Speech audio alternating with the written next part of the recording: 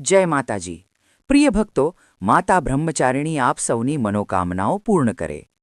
પ્રિય ભક્તજનો આજે ચૈત્ર નવરાત્રિનો બીજો દિવસ છે। આજે માતા દુર્ગાના બ્રહ્મચારિણી સ્વરૂપની પૂજા કરવામાં આવે છે। આ લેખમાં વિડીયોમાં આજે તમે માતા બ્રહ્મચારિણીની સંપૂર્ણ પૂજા વિધિ વિશે જાણશો। આજે રહેનારા શુભ મુહૂર્તો વિશે સાથે જ તમે માતા બ્રહ્મચારિણીના મંત્રો અને વિશેષ ભોગ વગેરે વિશે પણ જાણશો। આજે 20 માર્ચ શુક્રવારે ચૈત્ર માસના શુક્લ પક્ષની પ્રતિપદા તિથિ સવારે 4:52 સુધી રહેશે। ત્યારબાદ દ્વિતીયા તિથિ પ્રારંભ થશે। દ્વિતીયા તિથિ આજે સવારે 4:53 થી લઈને આવતીકાલે 21 માર્ચ શનિવારે સવારે 2:31 સુધી રહેશે। આજે બ્રહ્મ મુહૂર્ત સવારે 4:57 થી 5:45 સુધી રહેશે।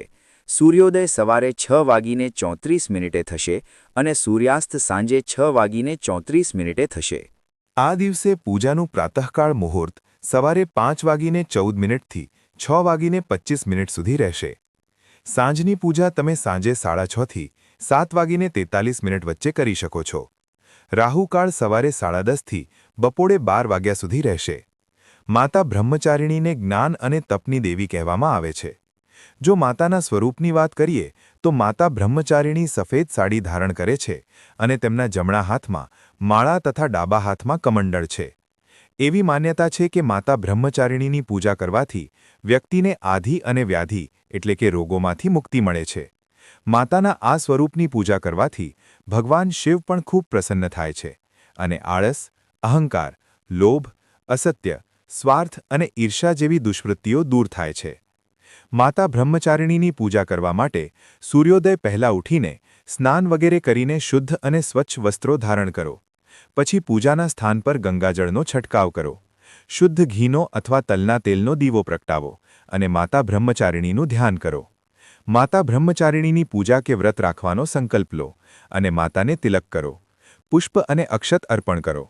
આ દિવસે માતા બ્રહ્મચારિણીને બિલીપત્ર અર્પણ કરવાથી મનની મુરાદ ખૂબ જલ્દી પૂરી થઈ જાય છે। આ દિવસે પૂજા કરતી વખતે માતા બ્રહ્મચારિણીના મંત્રોનો જાપ કરો। શ્રી દુર્ગા સપ્તશતીના બીજા દિવસે વંચાતા અધ્યાયોનો પાઠ કરો। બીજા દિવસે દુર્ગા સપ્તશતીનો અધ્યાય 2 અને 3 વાંચવામાં આવે છે। આ સિવાય શ્રી દુર્ગા કવચ, અર્ગલા અને કિલક સ્તોત્રનો પાઠ કરો। માતા બ્રહ્મચારિણીનો પ્રિય રંગ સફેદ અને પીળો છે, તેથી આ રંગના વસ્ત્રો ધારણ કરીને માતાની પૂજા કરવાનો પ્રયત્ન કરવો જોઈએ। ભોગમાં માતાને દૂધમાંથી બનેલી મીઠાઈ, ખીર અથવા પંચામૃતનો ભોગ લગાવી શકાય છે। ખીરમાં તમે મખાણાની અથવા દૂધીની ખીરનો ભોગ પણ લગાવી શકો છો। આજના દિવસે દાનમાં હળદર અથવા ખાંડનું દાન કરવું શુભ માનવામાં આવે છે। સવારની પૂજા કર્યા પછી કપૂર પ્રગટાવીને આરતી કરો અને અગિયારી હવન પણ કરો। અગિયારી કરવા માટે ગાયના છાણાનો ટુકડો સળગાવી તેને સારી રીતે પ્રગટાવો। તેમાં કપૂર નાખીને હવન સામગ્રી નાખો। તમે પોતે પણ 5, 7, 9 કે 11 વાર હવન કરી શકો છો, જેમાં લવિંગની એક જોડી નાખો। જો ગુગળ હોય તો ગુગળ પણ નાખો। ત્યારબાદ જળનો છંટકાવ કરીને અગિયારીને પ્રણામ કરો અને માતાને તમે જે ભોગ ધરાવ્યો છે તેનો એક નાનો ભાગ અગ્નિમાં પધરાવો। પૂજા કર્યા પછી ગૌમાતા માટે ભોગનો એક ભાગ કાઢીને રાખો। બાકીનો ભોગ પ્રસાદ રૂપે પરિવારના તમામ સભ્યોમાં વહેંચવો જોઈએ। જો તમે આખો દિવસ ઉપવાસ કરી રહ્યા હો તો ઉપવાસ કરો, અને જો ઉપવાસ નથી કરી રહ્યા તો પણ સવારની પૂજા અને કથા શ્રવણ કર્યા પછી સાંજે ફરી એકવાર ધૂપ દીપ પ્રગટાવી આરતી કરી માતાની પૂજા કરવી જોઈએ। દરરોજ પૂજા કર્યા પછી જો સાચા મનથી ક્ષમા પ્રાર્થના કરવામાં આવે તો પૂજાપાઠમાં થયેલી ભૂલ કે વ્રત રાખવામાં થયેલી ભૂલનો દોષ લાગતો નથી। આવો હવે જાણી લઈએ માતા બ્રહ્મચારિણીના વિશેષ પૂજન મંત્રો વિશે। પૂજા મંત્ર: ઓમ દેવી બ્રહ્મચારિણ્યૈ નમઃ। પ્રાર્થના: દધાના કર પદ્માભ્યામ અક્ષમાલા કમંડલુ દેવી પ્રસીદતુ મયી બ્રહ્મચારિણ્યનુત્તમા। સ્તુતિ: યા દેવી સર્વભૂતેષુ મા બ્રહ્મચારિણી રૂપેણ સંસ્થિતા નમસ્તસ્યૈ નમસ્તસ્યૈ નમસ્તસ્યૈ નમો નમઃ। સ્તોત્રપાઠ: તપશ્ચારિણી ત્વં હિ તાપત્રય નિવારણીમ બ્રહ્મરૂપધરા બ્રહ્મચારિણી પ્રણમામ્યહમ। શંકર પ્રિયા ત્વં હિ ભક્તિમુક્તિદાયિની શાંતિદા જ્ઞાનદા બ્રહ્મચારિણી પ્રણમામ્યહમ। શ્રી બ્રહ્મચારિણી કવચપાઠ: ત્રિપુરા મેં હૃદયં પાતુ લલાટે પાતુ શંકરભામિની।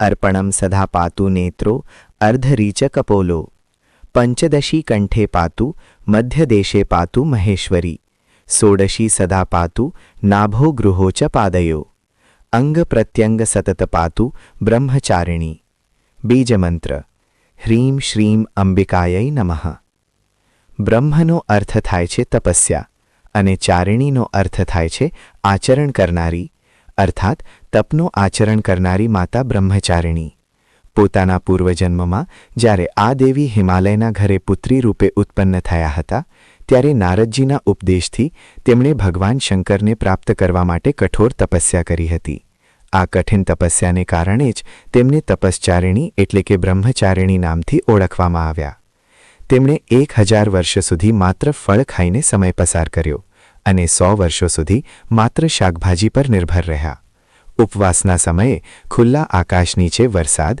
અને તડકાના ભયંકર કષ્ટો સહન કર્યા ત્યારબાદ માત્ર જમીન પર પડેલા બિલીપત્રો ખાઈને 3000 વર્ષ સુધી ભગવાન શંકરની આરાધના કરતી રહી ઘણા હજારો વર્ષો સુધી તેઓ નિર્જળ અને નિરાહાર રહીને પણ વ્રત કરતા રહ્યા પાંદડાઓ ખાવાનું પણ છોડી દેવાને કારણે તેમનું એક નામ અપર્ણા પણ પડ્યું આ કઠિન તપસ્યાને કારણે બ્રહ્મચારિણી દેવીનું પૂર્વજન્મનું શરીર એકદમ ક્ષીણ દુબળું થઈ ગયું હતું તેમની આ દશા જોઈને તેમના માતા મેના દેવી અત્યંત દુઃખી થયા તેમણે તે કઠિન તપસ્યાથી રોકવા માટે તેમને આવાજ આપ્યો ઉમા એટલે કે અરે ના ત્યારથી દેવી બ્રહ્મચારિણીનું પૂર્વજન્મનું એક નામ ઉમા પણ પડી ગયું તેમની આ તપસ્યાથી ત્રણેય લોકમાં હાહાકાર મચી ગયો હતો દેવતાઓ ઋષિઓ સિદ્ધગણો અને મુનિઓ બધા જ બ્રહ્મચારિણી દેવીની આ તપસ્યાને અભૂતપૂર્વ પુણ્ય કાર્ય ગણાવીને